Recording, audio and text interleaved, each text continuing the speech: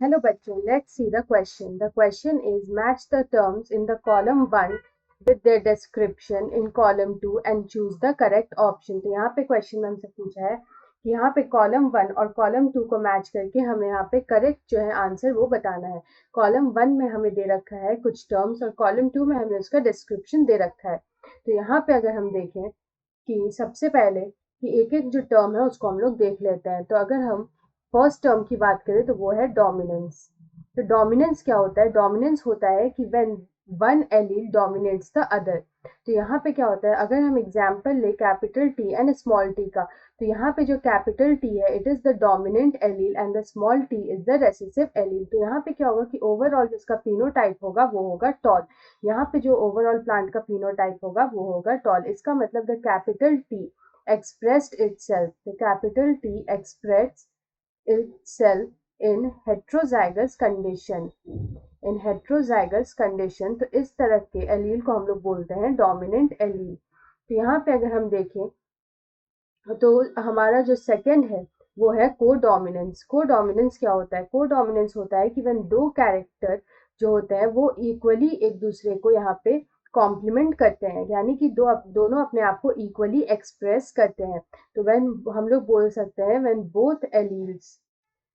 both alleles express themselves, when both alleles express themselves fully।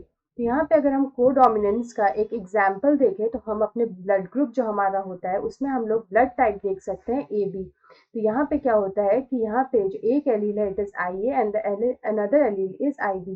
तो यहाँ पे ऐसा नहीं है कि सिर्फ हम बोल सकते हैं कि ए डोमिनेट करता है बी को and overall it is A blood group, या फिर बी डोमिनेट करेगा ए को and overall it will be B blood group. नहीं, यहाँ पे it will be A B blood group, यानी कि दोनों इक्वली यहाँ पे डोमिनेंट होता है and they both alleles express themselves equally। यहाँ पे अगर हम थर्ड टर्म देखें तो हमारा थर्ड टर्म है प्लियोट्रॉपी।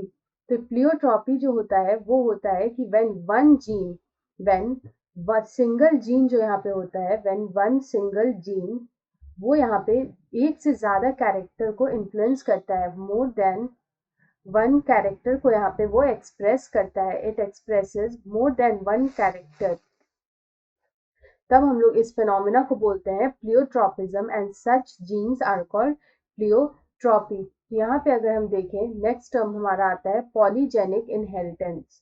पॉलीजेनिक इनहेरिटेंस का मतलब होता है कि यहाँ पे जो है मेनी जीन्स, यहाँ पे मोर देन वन जीन्स या बोल सकते हैं मेनी जीन्स, दे एक्सप्रेस सिंगल कैरेक्टर, दे एक्सप्रेस सिंगल कैरेक्टर, तब हम लोग बोलते हैं इट इज पॉलीजेनिक इनहेरिटेंस।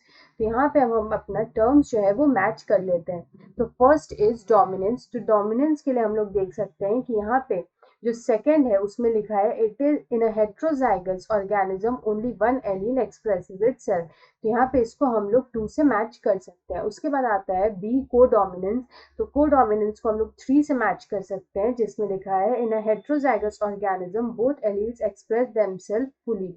उसके बाद अगर हम प्लियोट्रॉपी की बात करें तो प्लियोट्रॉपी होता है when single gene expresses more than one character. तो हम लोग उसको 4th से मैच कर सकते हैं, a single gene influences many characters.